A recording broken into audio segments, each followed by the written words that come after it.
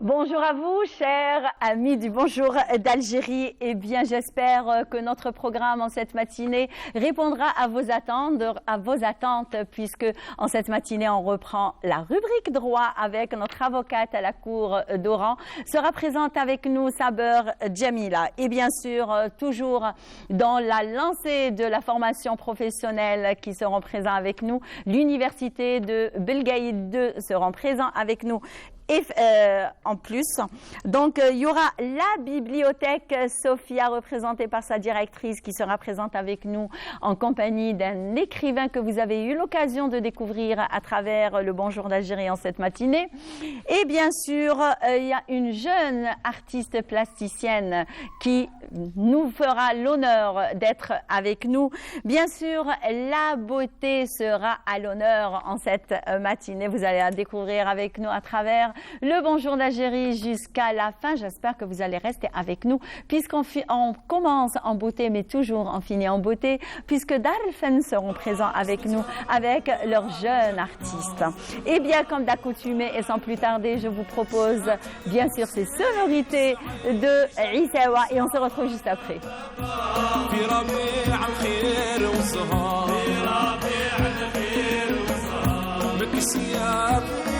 حلنا شعور غليسة يا بابا كتبكي وتقول بالجهار كتبكي وتقول بالجهار العطفة لله يا الهادي بن عيسى يا بابا يا شامخ الفضاء غايبنا يا شامخ الفضاء العطفة لله يا الهادي بن عيسى يا بابا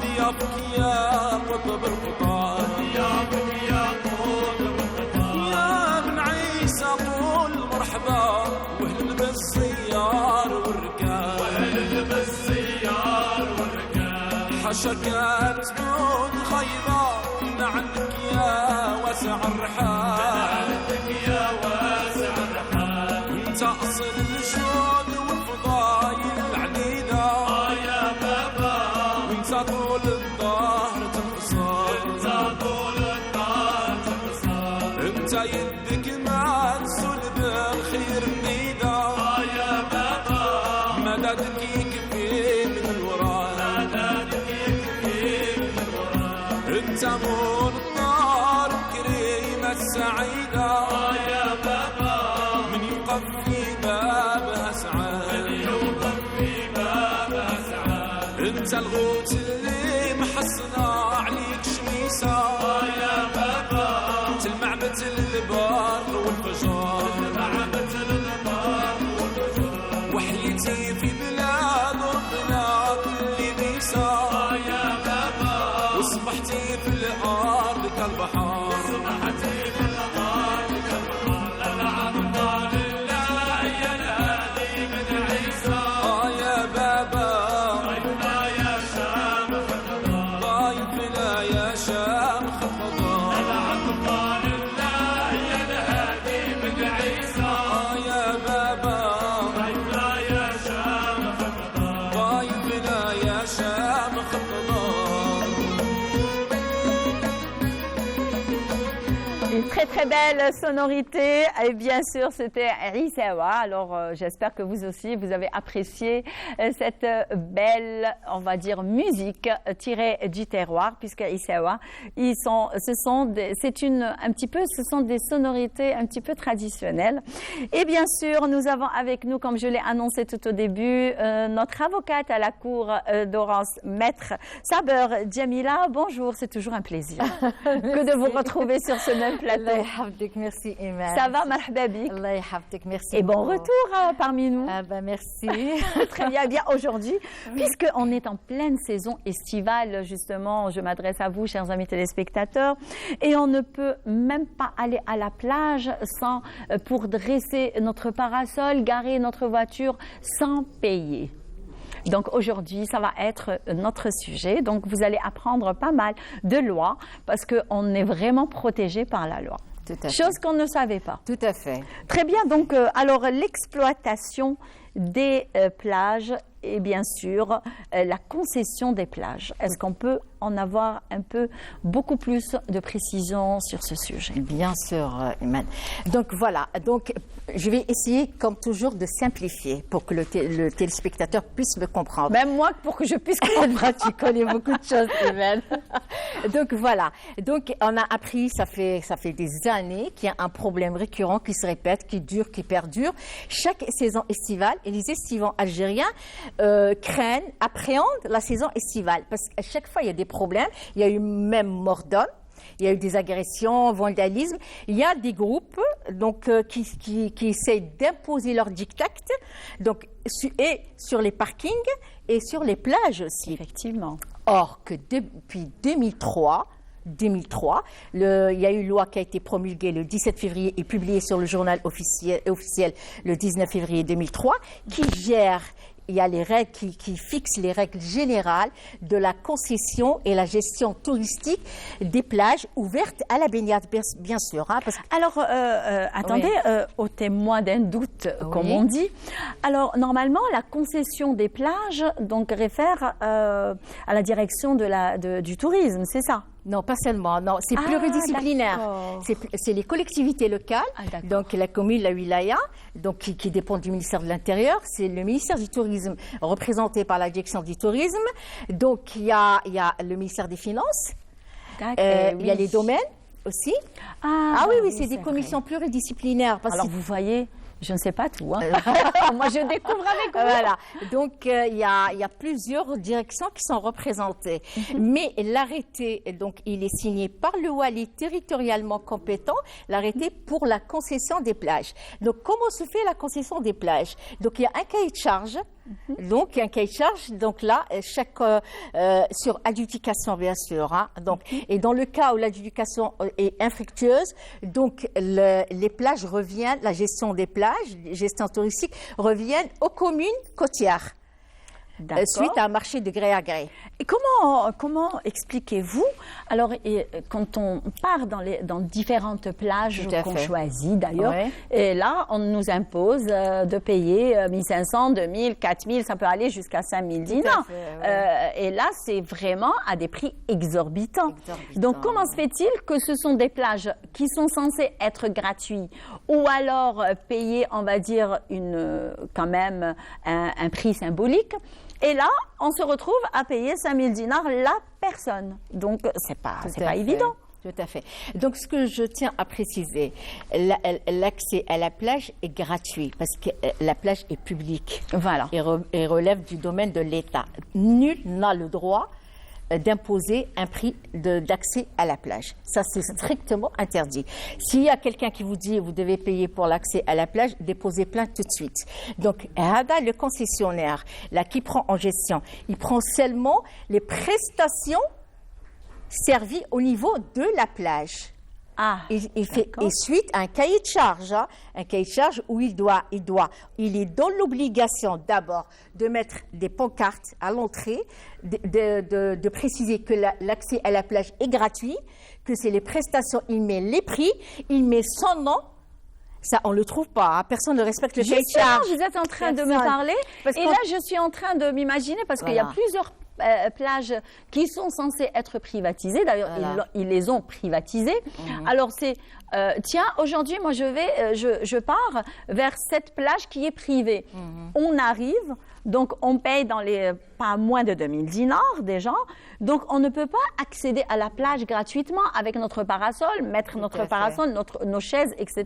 Ça, c'est strictement interdit dans des plages privées. Donc, les plages... Et on ne peut pas dire plage privée, c'est interdit. La plage est publique et appartient au domaine de l'État. Et c'est pour ça, on ne peut pas dire privé. Là, ils ont juste une convention de gestion touristique, de concession de cette plage en contrepartie de prestations de services sur place. Par exemple, louer des parasols, mais ils doivent afficher les prix à l'entrée.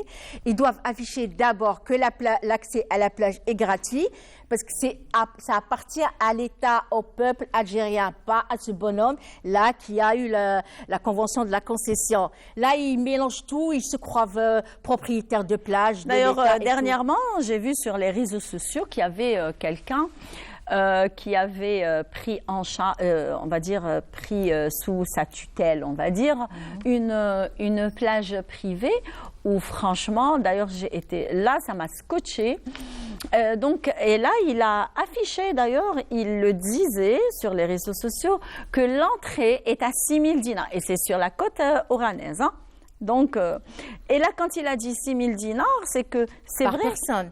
Oui, je ne sais pas. Oui, je pense, oui. Oui, ils cherchent le gain facile. Voilà, exactement. Donc, pourquoi ces 6000 dinars, déjà? Qu'est-ce qu'il y a dans les 6000 dinars? Quelle prestation? Exactement. Donc, qu'est-ce qu'il y a de si précieux dans cette plage pour payer un 6000 dinars? Et de un. Et de deux. Alors, il y a des fast-food, il y a des pizzerias et ainsi de suite, où la pizza basique, elle est pas moins de 1200 dinars. Tout à fait. Les gens la bouteille d'eau, elle est à plus de 450 dinars. Et là, ça a vraiment attiré mon attention. Je me suis dit, mais c'est quoi? C'est quoi? Alors, la loi de 2003. Ensuite, il y a eu le décret exécutif de 2004 aussi qui a renforcé la loi de... Ensuite, il y a eu l'arrêté interministériel de 2006 où il y a un modèle type de la Convention pour la concession et la gestion touristique des plages. Tout doit être expliqué à l'entrée et affiché sur des pancartes. Ouais. Alors, normalement, il y a, j'ai constaté, il y a un laxisme des fois de la part des services de l'État. Parce que là, la loi permet et donne, c'est-à-dire droit aux inspecteurs du tourisme, de la direction du tourisme, de contrôler quotidiennement la concession de la plage. Il y a les inspecteurs de la répression de la fraude. Nous, on aurait aimé avoir le directeur du tourisme présent avec nous, mais malheureusement, il ne décroche pas le téléphone. Donc, on va essayer de l'accrocher prochainement, ça va être toujours la même réponse. Et sinon, s'il y avait un contrôle quotidien et rigoureux, on n'aurait pas eu ces problèmes quand même. Parce que tout le monde a le droit de contrôler cette concession. Les inspecteurs de la direction du tourisme, les inspecteurs du contrôle et de la qualité, les inspecteurs de la répression de fraude, les agents de la police judiciaire, quand même, avec tout ce beau monde, et on a tous ces problèmes. Vous savez, c'est un petit peu plus compliqué que ça. Moi, je pense que... Moi, dernièrement, je sais que l'État fait son travail. Oui, mais c'est ça. C'est qu'on est en train de voir même des résultats qui sont très positifs, etc. Mais là, comment ça se passe? Moi, j'ai vu hier ou avant-hier, au niveau de la corniche oranaise, j'ai vu quand même, il y a une certaine activité positive de la part de la nouvelle équipe des APC des communes côtières d'Oran. Ils sont sur place, c'est des jeunes. Oui, voilà. Oui, ça fait plaisir. On le voyait pas avant. J'ai vu les gendarmes aussi qui ont arrêté quelqu'un. Bon, ils ont démantelé. Avec les chaises, les trucs. Le bonhomme, il est venu, il a installé ses chaises et tout ça. Il a imposé un prix et il n'avait aucune autorisation. Je pense que c'était sur les plages de Mostaganem. Il y a aussi sur Oran aussi. Ah ben voilà. Les gens donc l'État est vraiment présent, donc ils sont au courant. Non, ces derniers, parce qu'il y a eu beaucoup de plaintes, énormément. Il y a eu mort d'homme aussi. Hein. Oui. Il y a eu quelqu'un qui refuse de payer, donc il y a sa voiture qui est vandalisée. C'est des gens qui sont souvent armés avec gourda et tout. Et là, c'est... Ça c'est beaucoup plus les parkingers. Barkina, il y a aussi. Qui nous, il y a eu aussi. Qui nous oblige à payer 200 dinars. 300 dinars. Les gens filmaient. Maintenant, tout est dénoncé sur les réseaux sociaux. Voilà, pour les responsables algériens, vous êtes dans votre bureau, tout vous arrive sur place. Ils filment, ils prennent en photo, ils donnent les noms des endroits et tout ça. Oui. Donc, allez-y, faites. Alors, pour ça, dans le cas où il y a abus, le citoyen doit déposer plainte. Moi, ce que je leur demande, n'essayez pas de vous accrocher parce qu'on ne sait jamais, ça peut se retourner contre vous. Effectivement. Alors, je voulais juste avoir votre avis en tant que femme de loi, on va dire. Alors, l'exploitation des plages, la concession des plages, quels sont les critères on va dire, de se présenter pour prendre une plage en concession? Voilà, donc comme je parlais, il y a le cahier de charge, donc il y a un règlement intérieur. Déjà, il faut avoir une bonne moralité, déjà, parce qu'on ne donne pas à n'importe qui et tout. Donc, il faut avoir une caution bancaire, voilà. Donc, il faut assurer l'hygiène, la sécurité. Il faut avoir un poste sur place des urgences. Il faut avoir la sécurité aussi. Il faut avoir les mâts de signalisation, c'est-à-dire les drapeaux rouges, orange et vert. Voilà. Il faut avoir des maîtres nageurs sur place.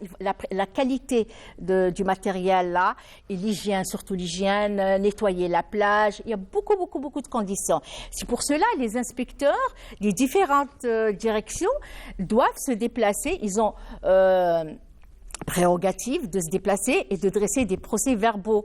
Donc, ils ont une première mise en demeure. Dans le cas, ensuite, une deuxième mise en demeure. Sinon, il y a des amendes qui peuvent être doublées. Ils peuvent aller, il y a des peines d'emprisonnement. Hein. Ça peut aller de 3 mois à 1 année et de 6 mois à 1 année.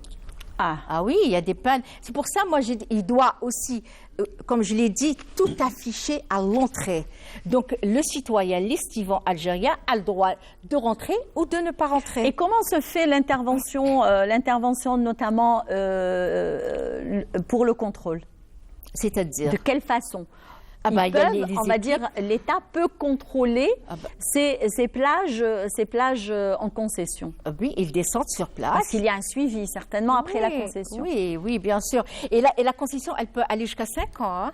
Ah, d'accord. Oui. Très bien. Et donc, ils peuvent descendre sur place. Quand on est correct aussi, on peut la garder 5 ans. Tout à fait. Si pas plus, voilà.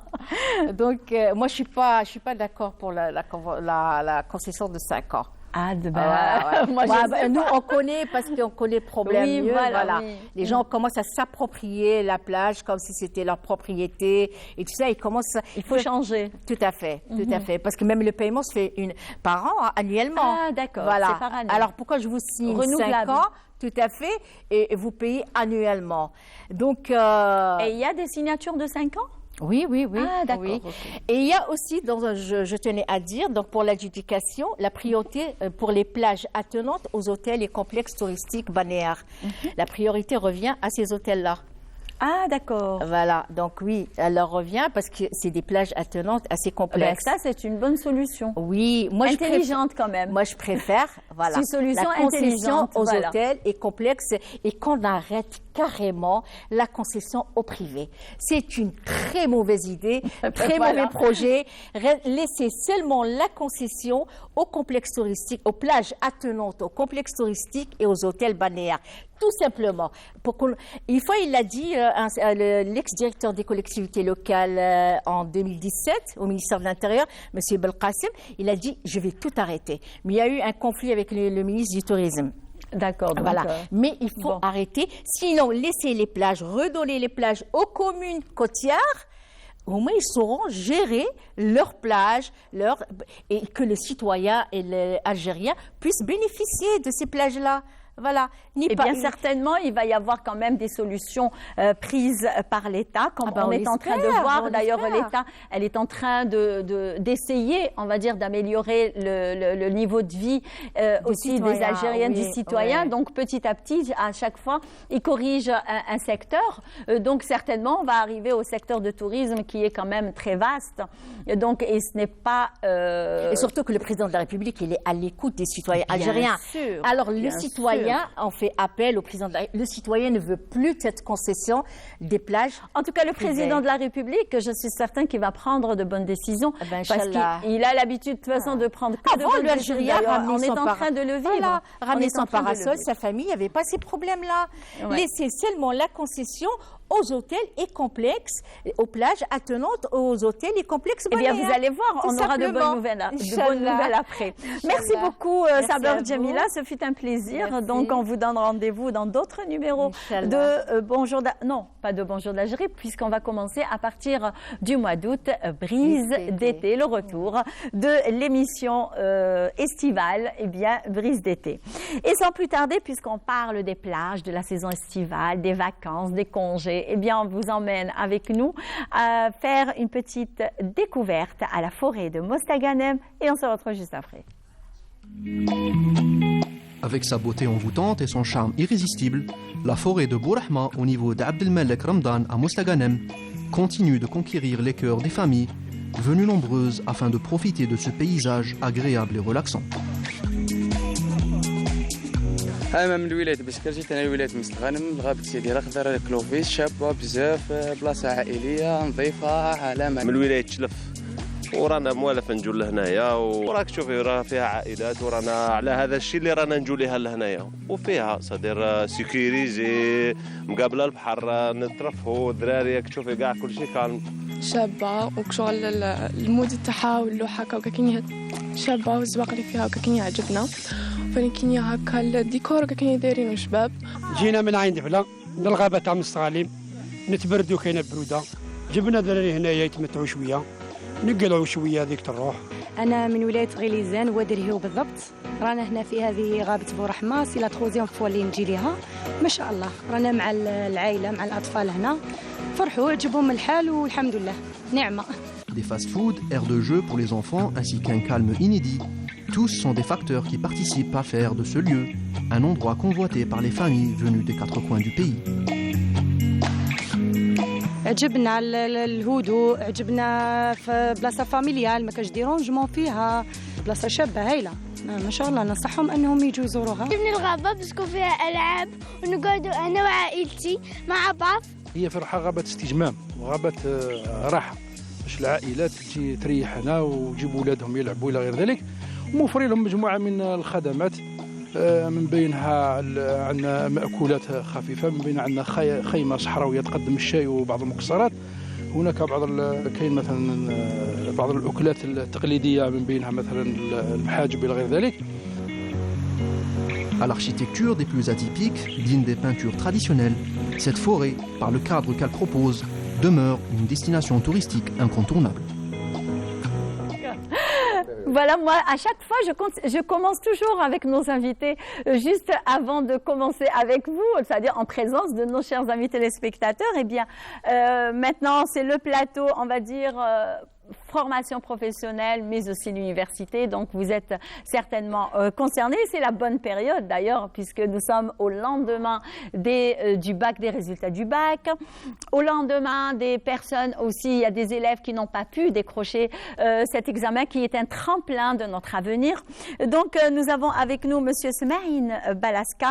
Alors, lui, il est recteur à l'université Belgaïd, au rang 2. Bonjour, et c'est un honneur de partager avec vous le plateau de Bonjour d'Algérie. Bonjour madame, merci pour l'invitation. Merci à vous de l'avoir accepté. Vous n'êtes pas seul puisque vous êtes accompagné de monsieur Ahmed Dahar. Alors vous êtes chef de service chargé de la formation et de l'enseignement professionnel au niveau de la direction de la formation et de l'enseignement professionnel de la wilaya d'Oran. J'espère que je ne me suis pas trompée. Non, vous êtes tout à fait normal. Très bien. On vous remercie de cette invitation et d'avoir l'occasion de s'exprimer et de voir tout ce qui est nouveau fait dans la D'ailleurs, formation c'est notre but afin d'éclairer un petit peu et de faire voir un petit peu de ce qui se passe à nos élèves, à nos jeunes bacheliers aussi, qu'est-ce qui se passe au niveau de l'université, au niveau de la formation professionnelle, parce qu'il y en a ceux qui préfèrent la formation professionnelle que de suivre de longues études et vice-versa. Donc, c'est leur choix. Absolument, on verra bien. Absolument. Donc, Monsieur Balaska, Raska, on commence par vous. Alors, l'université, à chaque fois et chaque année, il y a des nouveautés dans le cursus universitaire. Est-ce que vous pouvez nous en parler, nous en dire un peu plus? Tout à fait. Alors, je voudrais tout d'abord profiter de l'occasion pour féliciter nos bacheliers et bachelières de cette session et leur souhaiter plein de succès dans leur et un bon courage. Nouveau parcours de formation à l'université. Alors, comme chaque année, le ministère de l'Enseignement supérieur publie ce qu'on appelle la circulaire d'orientation des nouveaux bacheliers. Et la nouveauté pour cette année, c'est qu'il y a eu quand même, en se basant sur un nouveau décret qui gère la formation en licence, en master et en doctorat, il y a eu la création, par exemple, d'un nouveau domaine qui s'appelle le domaine de la santé. Parce Effectivement. Auparavant, il y avait 14 domaines et là, maintenant, on a rajouté un domaine qui s'appelle domaine de la santé. Et à l'intérieur de ce domaine, il y a eu création de 2 parcours de formation, de licence, à l'intérieur de la faculté de pharmacie à Alger. Ah, très Donc bien. ça, c'est la première grande nouveauté. Ensuite, il y a eu, pour ce qui concerne les nouveaux bacheliers, c'est-à-dire que l'orientation vers la filière mathématique et la filière informatique se fait dès l'entrée à l'université. Auparavant, elle se faisait après la première année. Il y a ça, mais il y a aussi la création de 2 écoles supérieures en agriculture saharienne, l'une à Adrar et l'autre à Ouedsouf. Donc c'est la nouvelle création. Surtout que le secteur de l'agriculture, et puis en plus de ça, nos élèves, nos jeunes élèves, même au CEM, ils disent tiens, moi j'aimerais bien être agriculteur. Absolument. Donc ils s'intéressent à ce secteur. Bien sûr, il y a des vocations qui commencent très tôt chez nos enfants. Et bien évidemment, c'est aussi des secteurs stratégiques dans lesquels on a besoin de former des compétences de très haut niveau pour pouvoir assurer après l'indépendance ou la sécurité alimentaire pour notre pays. La nouveauté aussi, c'est qu'on est, grâce donc à la publication du décret sur la gestion de la formation au niveau de licence, master et doctorat, il y a la remise en place de la formation d'ingénieurs. Donc, à titre pilote, 18 établissements ont mis en place des formations ou des parcours d'ingénieurs, que ce soit en informatique ou bien dans le grand domaine des sciences et technologies. Très bien. D'un côté. De l'autre côté aussi, l'initiative est sur la base d'évaluation des années précédentes. Il y a 3 universités pilotes qui ont mis en place des formations dédiées aux bacheliers techniques mathématiques. Voilà, donc 4 spécialités qui concernent les bacheliers de techniques mathématiques. Voilà, en gros, ce qui concerne les nouveautés pour les nouveaux bacheliers. Maintenant, il y a de nouvelles formations à un niveau master, ça ne concerne pas les nouveaux bacheliers. Effectivement. Mais chaque année, on a des établissements qui proposent de nouvelles offres qui s'adaptent aux besoins du secteur socio-économique, mais aussi aux nouveaux métiers, aux besoins de l'économie, etc. Voilà. Eh bien, nous avons notre ingénieur de son qui vient juste de me poser une question pour que je puisse vous la transmettre. Alors, elle m'a demandé de vous demander, est-ce que l'ancien bac, est-ce que les personnes qui détiennent l'ancien bac peuvent bénéficier éventuellement de ces nouvelles filières? Bien sûr, quand on a un bac... bien sûr, il faut répondre aux conditions d'accès aux filières, bien évidemment. Il faut savoir que quand on a un bac, les conditions d'accès aux filières ou l'orientation du nouveau bachelier se base sur 4 critères principaux. C'est les résultats au bac, c'est-à-dire la moyenne qu'on a obtenue, la filière du bac qu'on a, mais également la circonscription géographique à laquelle on appartient. Qu'est-ce qu'il y a aussi? Il y a donc la circonscription, la moyenne, et puis c'est-à-dire les bacheliers vont être classés. Effectivement, il y a un certain classement. Un certain classement. Cette année, il y a eu l'élargissement de la moyenne pondérée. D'accord, on ne classe plus les bacheliers uniquement sur la moyenne générale du bac, mais il y a une moyenne pondérée qui, en fonction des domaines où on veut s'inscrire, donc tiendra compte de telle ou telle matière. Alors, effectivement, voilà, pendant l'année. Pendant l'année. Ah, très bien. Donc, non, des notes obtenues au bac. Au bac. Bien évidemment. Très bien, Donc, ça c'est très intéressant d'ailleurs. Et en plus de ça, ça facilitera un petit peu l'accès aux filières demandées par nos élèves et nos nouveaux bacheliers. Donc je reviendrai vers vous dans un tout petit moment, puisque plusieurs formations sont proposées au niveau pour nos nouveaux bacheliers. Est-ce que vous pouvez nous en dire un peu plus, Monsieur Ahmed Dahar? Oui, donc pour nous, la formation professionnelle, maintenant, on a 2 sessions par an. La session de février et la session de septembre. La session de septembre, c'est la session la plus... elle contient... maintenant, je peux parler en arabe. Oui, bien sûr. تحتوي على تلاميذ اللي رسبوا وفي Justement. المدارس في التربية يلتحقوا التكوين المهني. C'est que vous avez suscité un point très important, parce que quand on n'a pas le bac, ce n'est pas la fin du monde. C'est pas la fin du monde, oui. Voilà. Mais on peut toujours être repêché par beaucoup de facteurs. Bien sûr. Surtout la formation professionnelle. Bien sûr. L'université, on a عندنا واحد رانا نزحموكم شوية في التكوين. La concurrence, la formation. Mais c'est de la bonne concurrence en fait. On a des formations exactement كما قال دروك الفلاحة, l'agriculture. L'agriculture, on a des formations en agriculture. Niveau 1 jusqu'au niveau de BTS, technicien supérieur. Technicien supérieur. Donc, cette session, on a offert plus que 14 160 postes pédagogiques. Répartis sur des modes de formation différentes.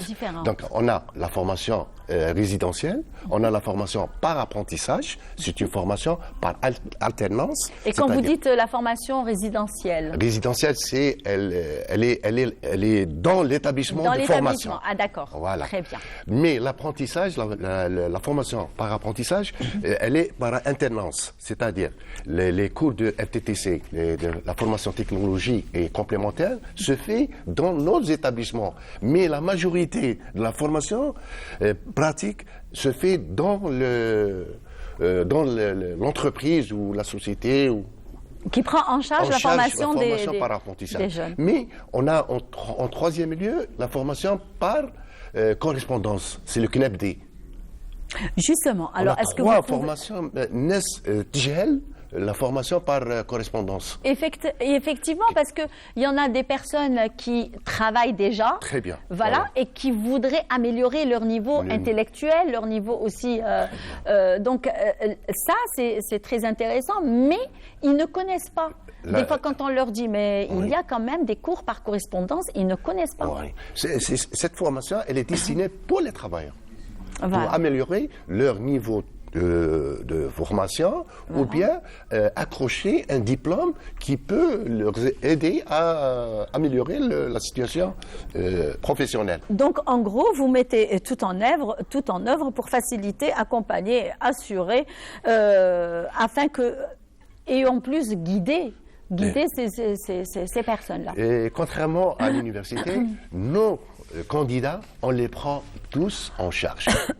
Tout ce qui est inscrit, tous les candidats inscrits, on a des nouveautés. L'inscription se fait dans une plateforme Mihnati. Donc, donc la plateforme Mihnati. Donc, on peut y accéder par www.mihnati.dz.gov. Très bien. On peut accéder, on s'inscrit, puis l'inscription définitive se fait dans les établissements de formation répartis de la wilaya d'Oran. Il y en a 29 établissements. La mise à l'exploitation de l'Institut de Belgaïd, qui est nouveau, on l'a mis en exploitation dernièrement. Il a commencé par 2 spécialités. On est donc à 5 spécialités pour le moment. Et quelles sont ces spécialités qui sont prises en charge? C'est les spécialités. Si vous les avez, bien sûr. Pour cette rentrée, on a cartographie, c'est Tasmim al-Khara'it. Ah, c'est bien. Oui. On a la production des animaux. Oui, industrialisation, industrie pétrolière, option instrumentation, qui se trouve dans l'université, exploitation des stations de traitement des eaux. C'est des 4 spécialités nouvelles introduites dans cette session.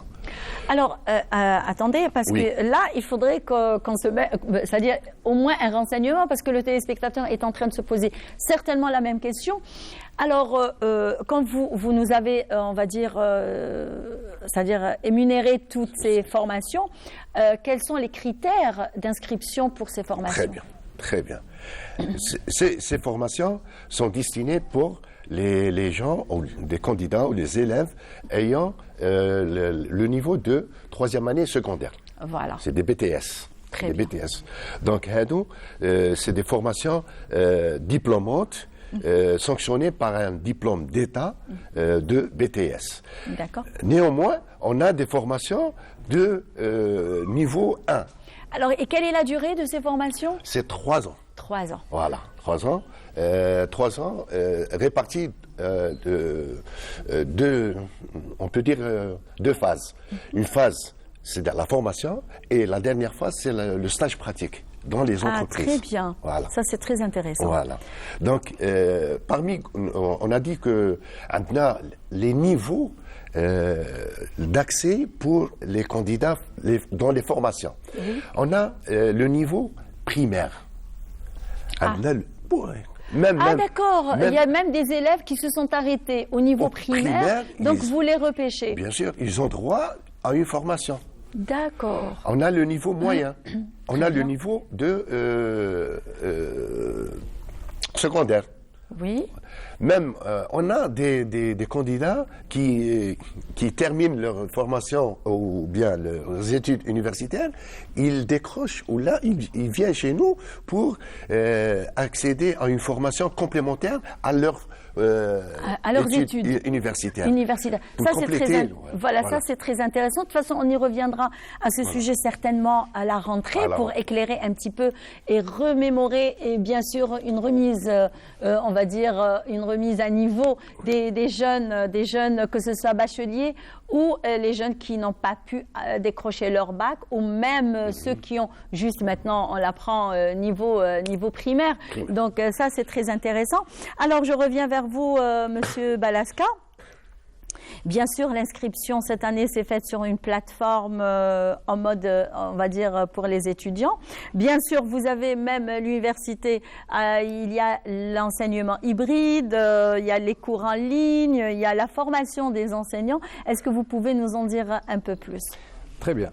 Alors, comme chaque année, c'est-à-dire actuellement, on est dans la phase des préinscriptions des bacheliers, c'est-à-dire qu'après les portes ouvertes qui ont été, les établissements ont ouvert leurs portes aux nouveaux bacheliers pour leur expliquer les formations existantes, les conditions d'accès aux formations, etc. Donc, les 4 derniers jours ont été consacrés à l'introduction des vœux par les bacheliers sur une plateforme qui d'ailleurs, il faut le dire, conçue et faite par l'École supérieure d'informatique d'Alger, qui fait ça depuis plus de 20 ans. Hein. Il faut il faut les remercier pour ça et leur rendre hommage. Notre chapeau. Voilà. Et donc, hier, elle a été clôturée, la plateforme, et maintenant, c'est un traitement des vœux. Donc, chaque bachelier a introduit 10 vœux. Justement. Au maximum. Oui. Et donc, il y a des machines maintenant qui vont traiter ces vœux en classant les bacheliers par la moyenne pondérée, en tenant compte des circonscriptions géographiques auxquelles ils appartiennent et en tenant compte aussi des capacités d'accueil des établissements. Très bien. Ça, c'est une contrainte importante, quoique je rassure tous les bacheliers, puisque en Algérie, le secteur de l'enseignement supérieur assure une place pédagogique à tout détenteur de bac. Voilà. Ça, il faut en être soyez sûr. Tranquille. Soyez tranquille. Oui. Maintenant, bien évidemment, l'orientation... la RAL. Oui, c'est-à-dire on ne peut pas orienter tout le monde vers leur premier choix. D'accord, c'est pour ça on les classe et on va les orienter en fonction de leurs moyens. Eh bien oui, comme on dit, on ne peut pas avoir ce qu'on veut. Hein. Oui, bon. Mais on essaie d'améliorer ce taux de satisfaction. On essaie de l'améliorer d'une année à une autre et on y arrive quand même. Effectivement. Alors, sinon, pour le mode d'enseignement, comme vous le savez tous, les 2 dernières années étaient des années Covid. Donc, les établissements d'enseignement, que ce soit de l'enseignement supérieur ou de l'enseignement professionnel, j'imagine aussi, les établissements étaient dans l'obligation d'adopter des modes d'enseignement nouveaux. D'accord. Donc, on s'est mis à l'enseignement à distance, par exemple, et là, bon, c'est peut-être une des bonnes choses d'ailleurs on en a parlé, de la crise sanitaire par laquelle on est passé. C'est-à-dire que les établissements universitaires étaient dans l'obligation de s'orienter vers ce mode d'enseignement. Et là, nos enseignants ont acquis énormément d'expérience pendant ces 2 années et même, je dirais même dans certaines filières ou certaines spécialités, les choses ont très très bien marché. D'accord, c'est-à-dire que nos enseignants ont su scénariser leurs cours, les transformer en cours en ligne. Effectivement. Et où l'accès se fait à distance. Nos étudiants n'ont qu'à, par l'utilisation d'Internet, d'aller vers la plateforme d'enseignement à distance et de suivre le cours. Voilà. Donc ça a été vraiment une aubaine pour nous et nos enseignants, d'ailleurs, même bien avant la crise sanitaire, tout nouveau enseignant qui est recruté dans un établissement universitaire pendant la première année est dans l'obligation de suivre un certain nombre de formations, parmi lesquelles c'est l'utilisation des technologies, des nouvelles technologies d'information et de communication au profit de l'enseignement. Effectivement, puisque nous sommes à l'ère de tout ce qui est informatique et la nouvelle technologie, donc il faut se remettre, il faut se mettre à niveau et à ce niveau-là. Donc merci beaucoup, Monsieur Smaïl Balaska. Je le rappelle à nos chers amis téléspectateurs que vous êtes recteur de l'université Belgaïd au rang 2, donc j'espère que vous êtes tranquillisés sur ce domaine. Bien sûr, merci à vous, Monsieur Ahmed Dahar. Alors vous, je le rappelle, vous êtes chef de service chargé de la formation et de l'enseignement professionnel au niveau de la direction de la formation et de l'enseignement professionnel de la wilaya d'Oran. Donc j'espère qu'on va certainement vous retrouver lors de la rentrée pour un petit peu rafraîchir la mémoire de nos élèves et bien sûr tranquilliser les parents. Merci beaucoup. Alors je vous emmène avec moi pour nous accompagner vers le marché de Mostaganem. Et bien certainement ça vous intéresse, les marchés. Donc le marché de Mostaganem à l'honneur en cette matinée. Sujet est signé Ilyes Benziyen et on se retrouve juste après. Les générations d'antan et celles de nos jours se rencontrent enfin lors du rendez-vous incontournable du marché du vendredi de Mostaganem qui continue de séduire petits et grands, venus nombreux contempler le riche patrimoine de la région. كان هنايا الخضره، كانت الحلوى تاع الدراري، كانت الهريسه، كان السوق تاع لافيسال، حوايج الدراري. جينا نحيوا السوق كيما بكري، التقاليد تاع بكري، نردوا القفه ونشروا الخضره ونشروا معينات من المبادره هذه مبادره مليحه، تعرف الاجيال الجديده هذه على القديم. اليوم رانا حين تظاهرة من تظاهرات هذا السوق الجمعة بكري اللي كان كاين بكري خلال السبعينات قديما. هذا السوق الكبير هذا اللي كان يلم جميع أطياف المجتمع. Entre musique chabi, terroir et habits traditionnels tels que le fameux haïk, cette journée prévoit un riche programme au profit de ses visiteurs. وكنا نشوف اللباس المستغل مش النساء دايرين الكسي ساشوك والله من تفكروا هكا كان المستغل راهم جايين يحيلوا كيشوفوا كسا. حنا عشنا معاهم وعشنا باللبسه البدويه تاع اللبسه المستغلميه. اللبسه المستغلميه هذه اللي انا لابسها مستغلميه حره، هذه اللبسه تاعنا تاع المستغلين حنا باش نوروها للشبيبه. هذا اللباس التقليدي محتشم كشغل، لازم نحيوا هاد التقاليد جدودنا وحبينا هاد اللبسه بزاف. كنا نلبسوا المرمى، كنا نردوا القفه ونروحوا للسوق نشروا، ماذا بينا يعاودوا السوق كما بكري. نتمناو الاستمراريه ان شاء الله، نتمناو ان شاء الله الدوام يدوموا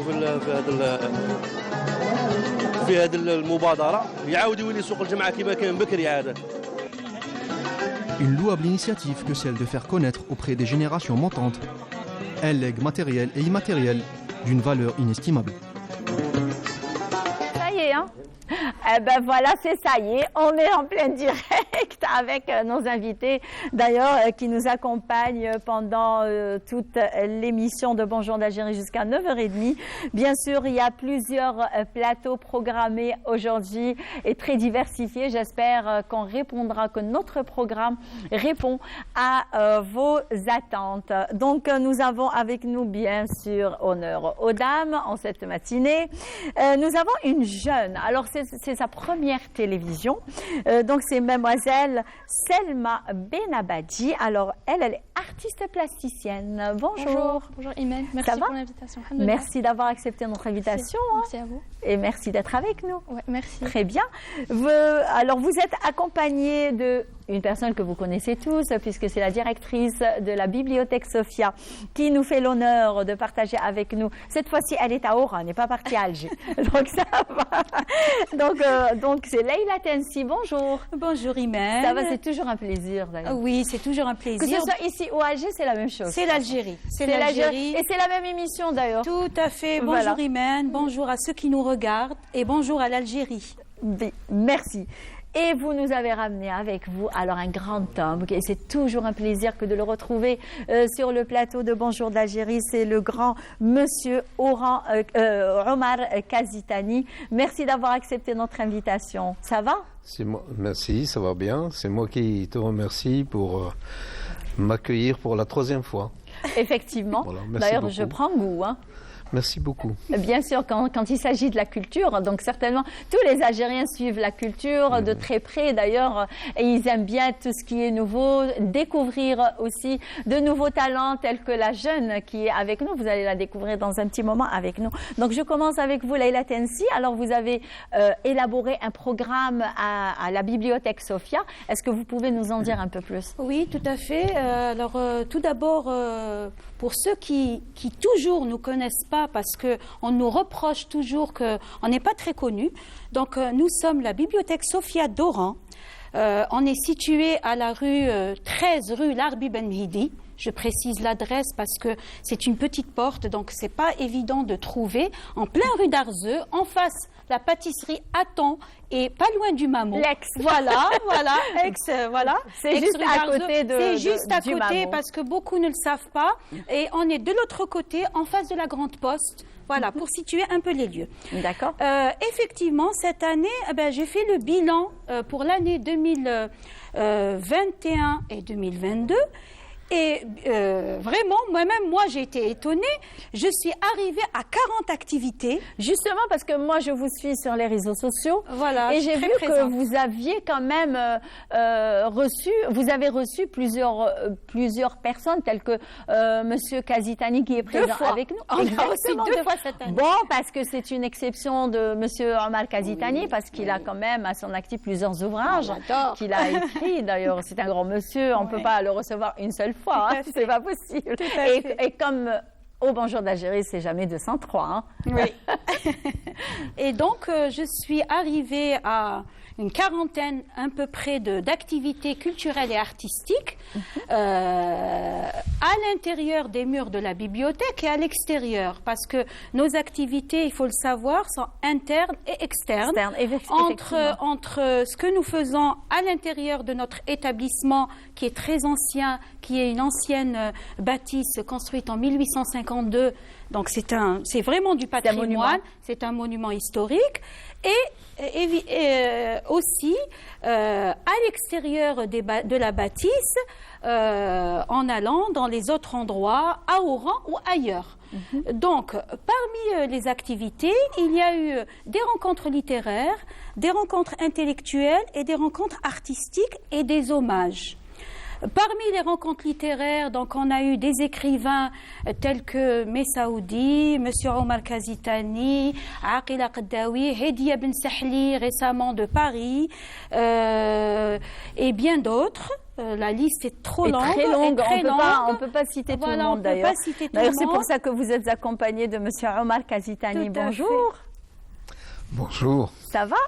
Oui, ça va bien. C'est toujours un plaisir. D'ailleurs, vous nous avez ramené même des ouvrages. Donc, quelles sont les nouvelles de M. Omar Kazitani depuis votre passage au Bonjour d'Algérie? Oui, j'avais présenté, le dernier ouvrage que j'avais présenté, c'était Les Autruches d'Oslo, qui a quand même connu une audience assez retentissante, vu la conjoncture.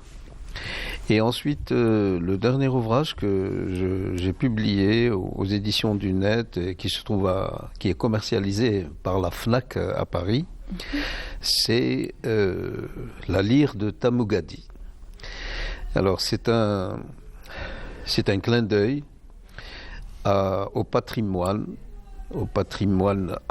de l'architecture ancienne, c'est-à-dire de l'Antiquité.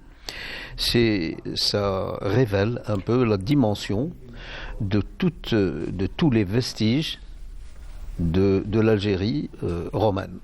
Très bien. Et c'est bien entendu, ça relate aussi l'histoire de l'École nationale d'architecture, où suivent des cours des jeunes. Et il y a donc une idylle également qui existe entre ces jeunes. Et donc il y a un récit un récit dans un récit. C'est de l'écriture en abysse, c'est de l'écriture qui va avec beaucoup de digressions. Monsieur Kazitani, alors vous êtes tout le temps en train d'écrire. Tout le temps, vous ne vous arrêtez jamais. Donc, quel est le secret de M. Kazitani? Vous savez, l'écriture, ce sont des réminiscences. L'écriture, il n'y a aucune écriture innocente, déjà.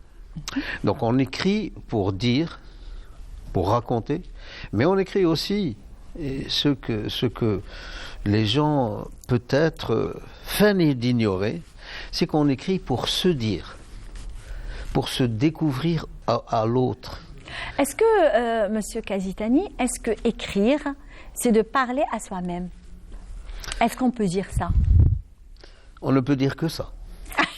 Ben voilà, ce qu'on ne peut pas se dire à haute voix, donc on l'écrit pour le lire. Exactement. Ça doit être ça. Oui, c'est une dimension, secrète, mais très profonde dans la découverte ou la redécouverte de soi. Parce que lorsque l'on écrit, on se souvient, on met en exergue tous les silences que nous avons vécus. On les remet en exergue, on refait parler le silence que nous avons vécu. Et alors ça, c'est inachevé parce qu'on se parle tout le temps. Effectivement, oui. Donc on ne peut pas s'arrêter de cogiter et on ne peut pas s'arrêter de dire aux autres, voici ce que je pense. Oui. Donc l'écriture, quand on s'y met, c'est une activité cérébrale, c'est une activité synaptique. Ce sont nos synapses qui nous conduisent à faire courir des petites lettres sur une feuille de papier. C'est aussi simple que ça. C'est aussi simple que ça. Ah, Leïla. Oui, alors le programme que propose, on va dire, Leïla Tensi à la bibliothèque Sophia, on va dire, parce que là, vous avez pris des vacances, je suppose. Alors, c'est aujourd'hui. Vraiment, c'est à partir de 14h, je suis officiellement en vacances. Donc, j'ai très bien fait alors. Oui, tout à fait. Vraiment, voilà, comme ça, je ne vous dérange pas pendant l'été. Non, mais même, vous pouvez toujours me déranger pendant les vacances. Merci beaucoup, Leïla. Pour préparer la rentrée. Justement. Voilà. Alors, qu'est-ce que vous avez de si beau et de si bien pour la bibliothèque Sophia à partir de septembre? Alors, au fait, nous sommes en vacances à partir de 14h, effectivement, officiellement, mais c'est aussi une pause pour réfléchir encore mieux à des activités que nous allons mettre en place à partir de septembre, Inch'Allah. Donc, il y aura la nouveauté de cette année, c'est que la bibliothèque Sophia d'Oran va continuer d'abord dans les activités qu'elle a commencées depuis déjà quelques années. pour contourner la baisse du lectorat. Ça, je voudrais... C'est qu'il faut aussi souligner d'ailleurs un point très important à nos chers amis téléspectateurs, que je suis tombée dernièrement sur... Pas dernièrement, non, c'était au moment opportun, quoi. Donc c'était en plein mois de Ramadan, je crois, où vous avez fait une Garda Waharaniya, je crois. Oui, alors on a fait... Donc vous vous intéressez même au patrimoine. Oui, nous nous intéressons au patrimoine parce que d'abord, comme je viens de le dire, nous sommes dans un lieu de patrimoine et parmi la documentation que nous avons d'abord 15 000 ouvrages et la moitié de ce nombre d'ouvrages et de revues et de journaux est très ancien. Nous avons des éditions très anciennes, donc, et nous encourageons le patrimoine oranais et algérien. Donc nous avons effectivement organisé 2 qa'dat en plein Ramadan, des qa'dat traditionnels avec des défilés de mode. Il y en a eu 5 ou 6 en collaboration avec l'association L'Hirondelle. Ah oui. Présidée par Madame Ben Salah. Ben Salah, que vous avez invité dans votre studio. On l'a reçue plusieurs fois d'ailleurs. Avec des défilés de mode, avec de la musique sha'bi. On a été accompagné par des artistes d'Alger à distance, parce que on était obligés de demander leur autorisation pour accompagner nos défilés de mode. On a aussi exposé la gastronomie algérienne. Il y a eu des bocalettes, il y a eu du chant, il y a eu un peu de danse. Et il y a eu aussi beaucoup d'amour et beaucoup de convivialité, ce qui est important. On l'a fait en début de Ramadan et vers la fin, pour dire, voilà, on reçoit le Ramadan, et à la fin pour recevoir Eid Sghir. Et pour les Jeux méditerranéens, est-ce que vous avez fait des événements ? Alors après, donc on a continué avec nos activités normalement, et on a fait 3 étapes pour les Jeux méditerranéens. Je l'avais annoncé à Alger. Donc on a fait l'avant-jeu, le pendant et l'après. Alors l'avant, on l'avait démarré avec un hommage à Amina Mekahli qui était décédée juste 1 mois et demi avant, parce qu'on avait réalisé des hommages, mais un peu ailleurs, à Alger, à Cervantes, dans d'autres endroits, mais il fallait qu'on le fasse à la Bibliothèque Sophia, parce que ça a été notre première rencontre dans ce lieu-là. Ça, c'était avant les Jeux. Ensuite, on a fait une panoplie, vraiment une série d'activités culturelles et artistiques pour accompagner les Jeux. Et on s'est dit, pourquoi s'arrêter avec la fin des Jeux? Il faut continuer. Donc, on a continué. On devait en avoir une samedi, mais bon, elle ne se fait pas pour des raisons de santé. Et là, on fait une pause et on démarre la rentrée avec beaucoup de projets. Eh bien, puisque vous êtes en train de me dire vous allez démarrer avec plusieurs projets, nous avons un jeune projet avec nous, d'ailleurs. Oui, tout à fait. C'est la jeune Selma Benabadi. Alors, vous m'aviez contacté, j'ai été très contente d'avoir justement de découvrir votre petit message très sympathique, et j'ai été très contente de découvrir une jeune artiste plasticienne. Alors, qui est Selma Benabadi? Alors, je suis lycéenne, j'ai 15 ans et demi, bientôt 16 ans. Mon Dieu, toute jeune, qui fait des merveilles. Merci. J'ai commencé la peinture pendant le premier confinement en 2020. Donc c'était un mal pour un bien. Effectivement, oui. J'ai eu la chance de découvrir une passion. Et par la suite, après quelques mois, j'ai eu l'occasion de participer à une exposition que j'ai d'ailleurs eu beaucoup de succès. Ensuite, une autre exposition. Je n'en doute pas du tout, avec toutes ces merveilles que vous nous avez ramenées. Merci. Ensuite, j'ai eu l'occasion de participer à une deuxième exposition grâce à Madame Nahid Belmarah, que je salue d'ailleurs. Oui. Et là aussi, j'ai eu beaucoup de succès. Et dernièrement, je viens de participer à une exposition qui s'est tenue à la galerie d'art d'Al Yasmine. Effectivement, de Monsieur Clifati. Oui, exactement, qu'on salue. Voilà. D'accord. Alors, est-ce que vous pouvez nous parler un petit peu de ce que vous faites? Alors, quel est votre style, justement? Alors, je suis plutôt dans l'abstrait.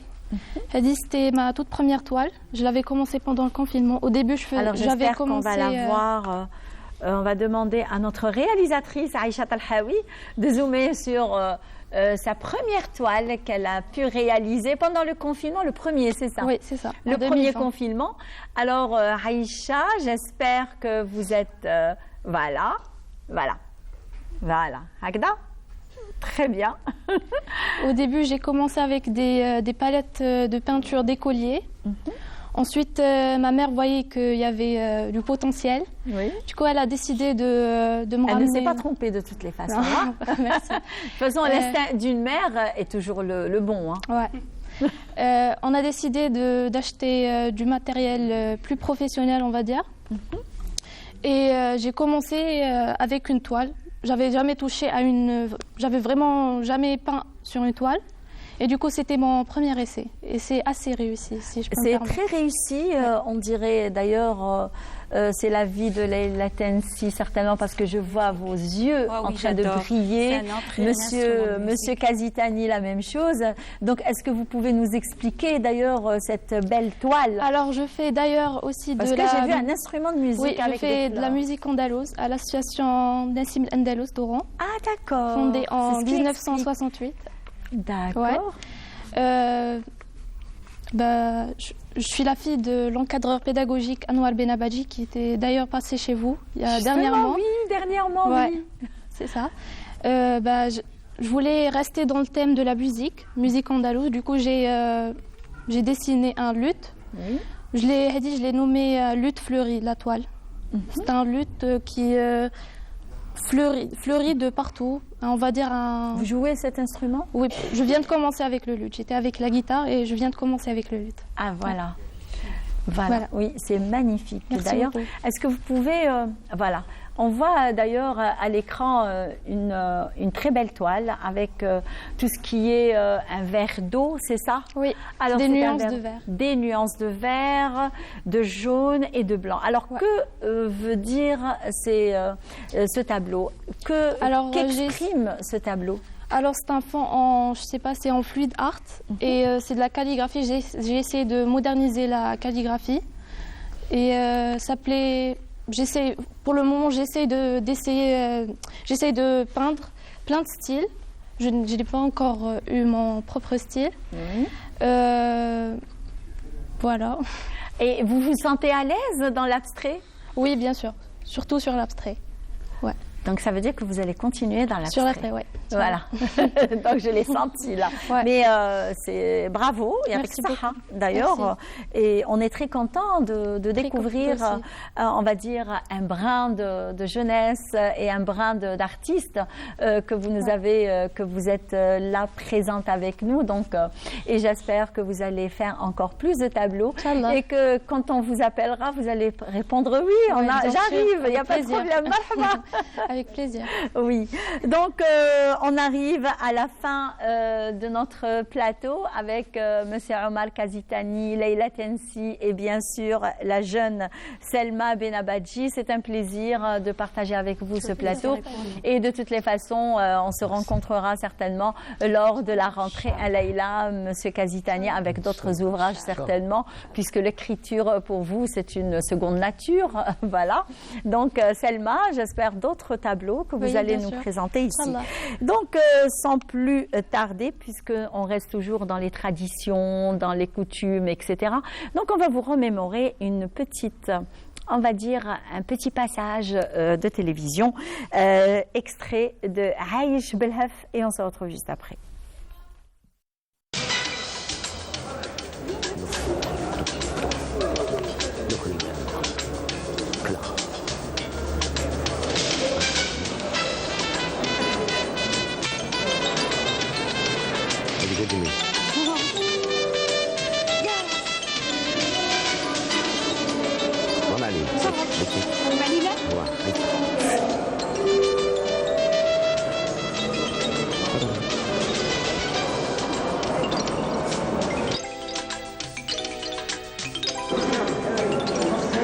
مبارك اخبارك اخو الحاج الله الحاج كيف داير هذه نتاعها صح هذا خويا كيف داير كيف داير خلي كيف مع الصحه ردمي خطي كيف شلخ راكم معايا كيف داير الحاج من بها الحمد لله بربينيو بالبركه والبركه راك داير خويا ها وتحمس فاجي مسكين هذا يسوق طياره شكون هذا يسوق طياره لا خالت امك يسوق الترام هذا قول لي اسمح لي بغيت نسقسيك. نعم تفضل تفضل خويا تفضل الحاج. بيت الراحه وين جايه؟ شوف تبعني اروح. تفضل. هيا هيا هيا.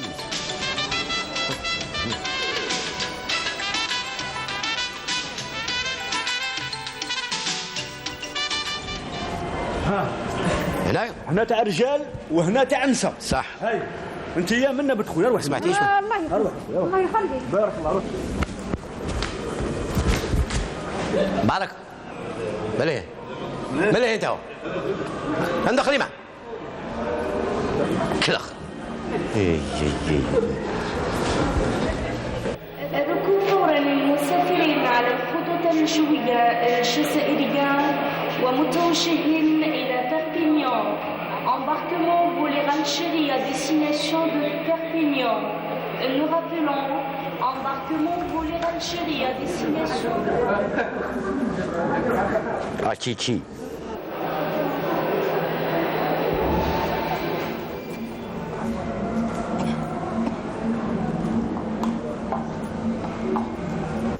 بالشاي.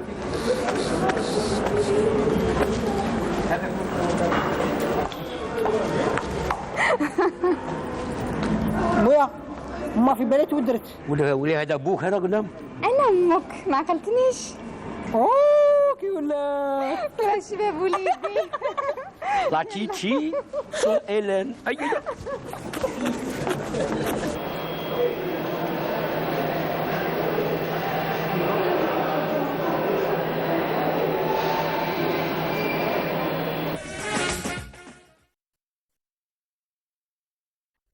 Nous, on commence toujours à parler en dehors de la caméra, puisque là, je suis avec mon collègue et ami Ilyes Benzien. Bonjour. Bonjour Imen, comment allez-vous? Ça va? Vous allez bien? Ça va très bien. Eh bien, c'est qu'on parlait d'un sujet, donc vous allez le découvrir avec nous dans un petit moment. Donc, Ilyes, il nous fait une très belle rubrique aujourd'hui. Donc, aujourd'hui, il nous a ramené des nouveautés. Oui, étant donné qu'on est dans une période estivale, oui. Donc généralement quand on parle d'été et de cinéma, donc généralement on parle de blockbusters populaires et de films populaires. Et donc, histoire de détendre un peu l'atmosphère, j'ai essayé de vous dégoter quelques films plus ou moins grand public. Ah mais on vous fait confiance. Hein. Voilà. Donc déjà pour commencer avec une actualité cinématographique un peu people, on va dire. Oui. Donc on peut pas parler. J'aime bien les nouvelles des people. Hein, voilà. Et actuellement quand on parle de cinéma, on ne peut pas éviter ce sujet qui est bien sûr la fameuse rumeur qui a enflammé la toile ces derniers jours, à savoir le supposé remplacement de l'actrice Amber Heard du tournage du film Aquaman 2.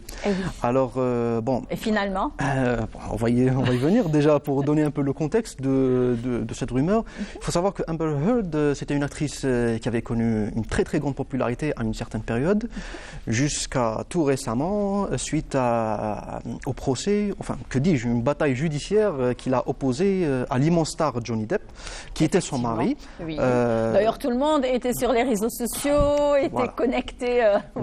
Donc qui était son mari. Et après, suite à un divorce assez houleux. D'ailleurs, il a gagné le divorce. Non, en fait, il a gagné la bataille judiciaire qu'on a suivie. Mais le divorce, exactement. malheureusement, a très impacté sa carrière. Et donc, on l'a poursuivi pour. C'est Amber Heard qui l'avait poursuivi pour violence conjugale. Et donc, après moult expériences, on va dire, désastreuses dans le domaine cinématographique, il a décidé de repoursuivre sa femme en justice. Donc les deux se poursuivent pour violence conjugale. Et ça va continuer jusqu'à quand, franchement? Non, c'est bon, c'est fini. Ah d'accord, c'est fini, parce que ça a été long, hein, d'ailleurs. Oui. Ah, ce donc, sont voilà. les images qui... Exactement, voilà. exactement. Ah ben, elle a bien fait, notre assistante réalisatrice, Selma Khaledi. Oui. Alors, elle a pris le dessus pour passer les images. Absolument. Heureusement, d'ailleurs. Donc bon, c'est l'un des procès les plus populaires parce qu'il a été filmé et diffusé en direct sur plusieurs chaînes de télévision. Donc les gens ont pu poursuivre en direct sur ce qui se passait et toute l'évolution de cette affaire. Et contre toute attente, Oui. Donc c'est Johnny Depp qui a plus ou moins, enfin les deux ont été condamnés d'une certaine manière, mais c'est Johnny Depp qui est considéré comme ayant remporté une certaine victoire vu ce qu'il avait subi auparavant. Et donc c'est Amber Heard qui doit lui verser actuellement une somme de $10 millions. Alors, mais attendez, en dédommagement. Oui. Yes, moi, entre nous, moi j'aime bien cet acteur. Hein, ça m'a franchement. Oui, mais il faut savoir qu'à une certaine période, son image avait énormément souffert suite à cette affaire. Donc là, c'est tout l'inverse qui se produit. Donc il a récupéré plusieurs contrats qu'il avait perdus à une certaine période. Oui. Donc il a retrouvé un certain regain de popularité auprès des fans et auprès des cinéphiles en particulier, au détriment d'une Amber Heard qui a vu sa carrière complètement, qui a basculé du tout au tout. Donc la plupart des projets cinématographiques qu'elle devait faire ont été gelés. Mais juste avant le procès, elle était en train de tourner justement le film Aquaman 2 dont on avait parlé. Justement, parce que je pense qu'elle a été arrêtée pour le tournage justement, donc il y a eu cette rumeur qui a circulé, repartagée sur divers réseaux sociaux sur ce fameux remplacement de l'actrice par une autre, mais au risque de décevoir certaines personnes, il s'avère que cette rumeur est fausse. Pour le moment, en tout cas. Oui, voilà. Donc, pour le moment, elle est toujours dans le film. Donc, elle a tourné parce qu'elle avait déjà tourné plusieurs de ses scènes. Donc, normalement, elle doit finir le film jusqu'au bout. Mais après, on ne sait pas. Mais en tout cas, ce qu'il faut rappeler, c'est que cette affaire intervient dans un contexte du mouvement MeToo. Donc, pour donner une idée aux téléspectateurs, le mouvement MeToo, c'était un mouvement principalement féministe, donc qui a servi à dénoncer certaines violences faites aux femmes, que ce soit dans le milieu familial, professionnel, etc. Et dont beaucoup d'hommes avaient souffert justement à tort. Donc notamment comme ça a été le cas de Johnny Depp, qui s'est illustré lors du procès filmé. Donc ça a été assez spectaculaire, pardon. Oui, donc parce que l'acteur, contrairement à Amber Heard, a une assez bonne expérience dans le domaine de l'acting, on va dire. Donc il a attendez, donc il s'est très bien défendu. Son film attendez,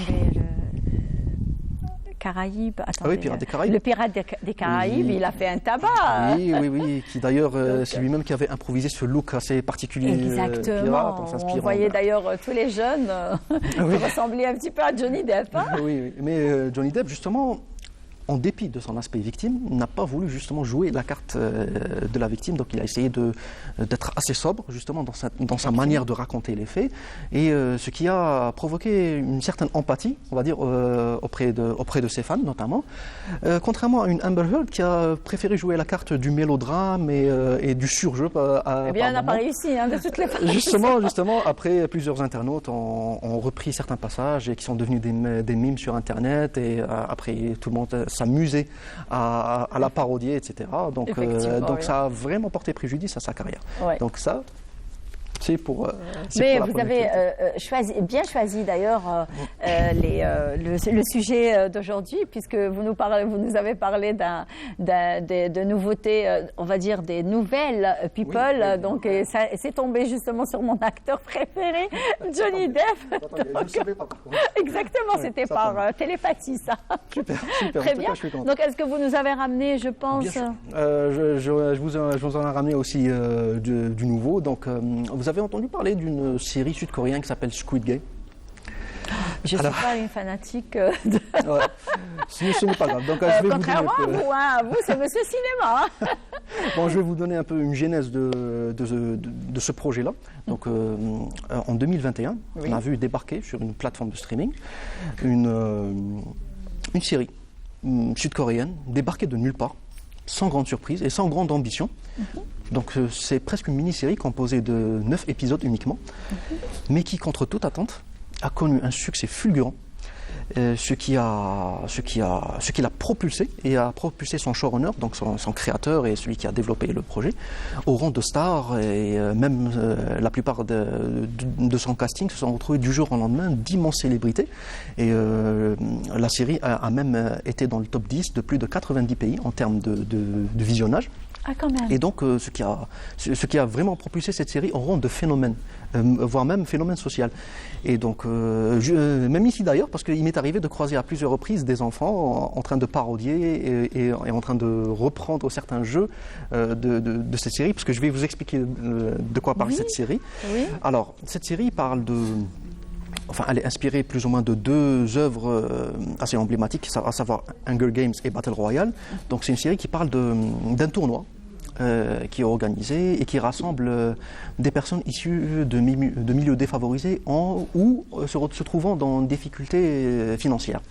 Et donc ce tournoi leur permet de remporter une très importante somme d'argent, ce qui leur permettra de régler plus ou moins la plupart des problèmes financiers qu'ils rencontrent dans leur vie. Cependant, dans le tournoi est composé... Du moment que cette série trouve des solutions à tout ce qui est problème financier, je vais commencer à la suivre. Oui, mais en fait, c'est que disons... Bon, on va y venir un peu à la critique de cette série. La critique, oui. Donc, ça sera après. Oui. Donc le tournoi est quand même composé de jeux assez mortels. Donc plusieurs personnages vont y laisser leur vie. Oui. Donc à la fin, il ne peut en rester qu'un. C'est celui qui va remporter la grosse récompense.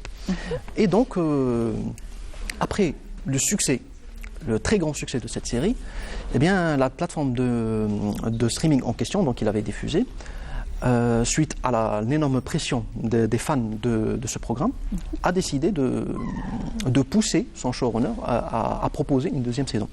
Il faut savoir qu'au début, cette série ne devait pas justement comprendre une deuxième saison. Elle devait se composer de 9 épisodes uniquement et devait s'arrêter là. Donc, mais suite à la pression, ils sont en train de travailler. Bon, là, c'est en chantier. Donc et la réussite aussi de la série. Oui, justement. Donc il y a un aspect, un atout financier assez important. Oui. Mais contre toute attente, et c'est ce qui me dérange en ce qui me concerne, c'est que comme outil promotionnel, cette plateforme a créé aussi, pour accompagner justement cette deuxième saison, une émission de télé-réalité similaire à celle du film. À celle de la série. Je vois. Mais justement, là, c'est cet aspect-là qui me dérange particulièrement parce qu'il faut savoir que la série, justement, est une critique d'une certaine classe capitaliste qui paie des sommes énormes et des fortunes pour voir justement d'autres personnes mourir à l'écran et pour leur plus grand plaisir. Et donc, en proposant une télé-réalité de la sorte, bon, les jeux ne sont pas mortels, donc il y a une modification. C'est pas comme le poisson bleu, hein. Non, justement. Donc ils ont été modifiés, mais n'empêche qu'ils vont quand même ramener des personnes qui ont des problèmes financiers. Et donc, en mettant le téléspectateur dans la place des antagonistes de la série, pour moi, me dérange beaucoup et me fait même questionner du rapport du téléspectateur par rapport à l'image. Donc, qu'est-ce qu'on recherche quel est véritablement... Il n'y a pas eu des commentaires sur ça? Pour le moment, il y a un débat très important qui est en train... Parce qu'il y a des gens qui sont pour, donc les fans hardcore, on va dire, de la série, qui veulent tout voir. Le malheur comme des produit gens dérivé. Aussi, ça fait mal. Hein. Mais pour moi, justement, il y a une certaine éthique à respecter par rapport à cela. Et pour moi, en lançant ce type de télé-réalité, pour moi, justement, il y a un aspect assez abject et malsain dedans. Donc je tenais à en parler par rapport à cela. Voilà. Oui. Donc, et maintenant une bonne annonce non, pas encore. Pas encore. Donc, on va terminer avec une troisième information, qui celle-là concerne un peu plus les jeunes, on va dire. Vous aimez un peu les films de super-héros et de super-vilains? Ah, j'adore. Super. Ah, j'aime bien. Il y a un personnage qu'on appelle le Joker. Donc, je pense que vous devez le connaître. Oui. Alors, il est issu de l'univers de Batman. Effectivement, j'allais dire d'ailleurs Batman. Voilà, donc c'est l'ennemi juré justement, voire même l'alter ego de ce personnage-là. Et donc ce personnage avait connu en 2019 une adaptation au cinéma. Donc c'est un film consacré justement à ce personnage-là. D'accord. Et il a été réalisé par un certain Todd Phillips. Todd Phillips qui était avant réputé pour réaliser des comédies. Et donc quand on avait annoncé Todd Phillips pour un film sur le Joker, personne ne s'attendait justement à un résultat quelconque et même s'attendait même à une catastrophe. Comment un réalisateur de comédie peut proposer un film sur un personnage, c'est un personnage démoniaque, disons-le comme ça. Oui. Et contre toute attente, il en résulte un film très très particulier. C'est un film très réaliste, très glauque, assez violent. Mais qui ne ressemble pas du tout au reste de la filmographie de ce réalisateur-là. Donc il est inspiré des grands classiques new-yorkais, on va dire, qui se déroulent à New York dans les années 70. Et donc, bon, pour limiter un peu... Parce qu'il faudrait qu'on ramène notre dernier plat. Je sais, justement. Donc pour limiter un peu, ce film-là va connaître une suite. Oui. Avec une certaine Lady Gaga qui va jouer dedans. Oui, vous m'aviez déjà parlé de ça. Oui, et justement. Oui. Et le film, contre toute attente, sera une comédie musicale. Donc, hâte de voir ça. C'est un projet qui s'annonce très, très particulier. Vous allez certainement nous le ramener un de ces jours. Probablement. Bon, en tout cas, hâte de voir le résultat. Très bien. Donc, très bien. Non, c'est pas la peine qu'on passe la bande-annonce parce qu'on n'a plus le temps. Oui. Normalement, on a bien sûr notre, on va dire, spécialiste.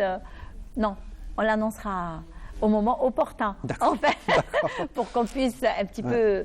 Je vais vous laisser languir un petit peu sur on va dire, le plateau qui suit, puisque ça va être... puisqu'on commence bien, donc on finit toujours bien, nous.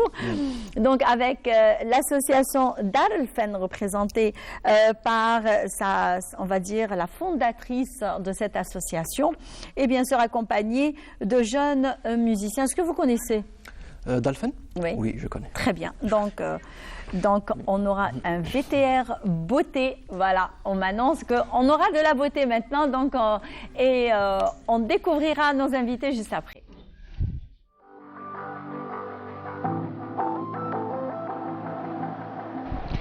Dessèchement lié à la baisse de sécrétion de sébum et d'acide hyaluronique. Poussée d'acné liée à la prédominance de testostérone sur les hormones féminines. Accentuation des rides et une perte de tonicité. Apparition de taches brunes. Affinement de la peau lié à la diminution des cellules de croissance.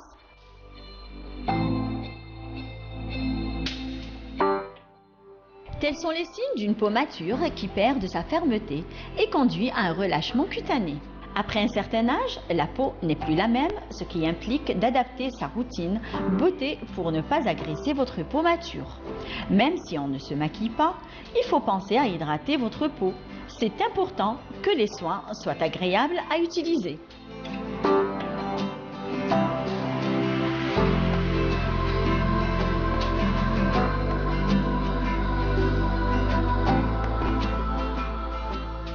Les peaux matures ont tendance à s'assécher plus rapidement. Elles ont besoin de nutrition, de s'exfolier en douceur pour relancer ses capacités à se régénérer. L'application toujours d'un masque visage, une crème ou un sérum s'avère nécessaire. L'alimentation joue également un rôle dans le vieillissement de la peau. Une alimentation pas assez équilibrée insuffisamment, pourvue en vitamines A, E, C, en oligo-éléments, en oméga 3 et 6, va priver les organes des moyens de défense contre l'oxydation quotidienne.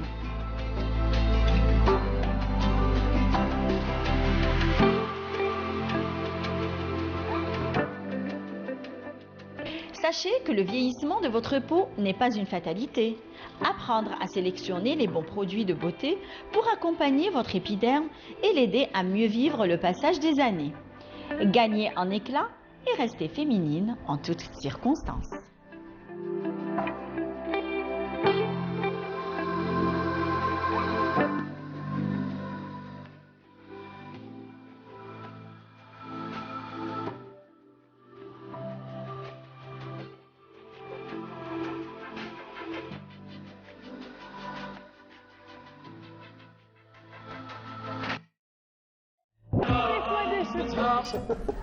Et voilà, écoutez, comme moi je vous ai dit que je commence toujours avant d'être en direct avec vous, chers amis téléspectateurs, puisque maintenant nous allons parler, d'ailleurs on a vu un petit peu la beauté du visage, et là on va parler un petit peu de la beauté d'une petite partie de la beauté des cheveux avec notre experte en beauté des cheveux.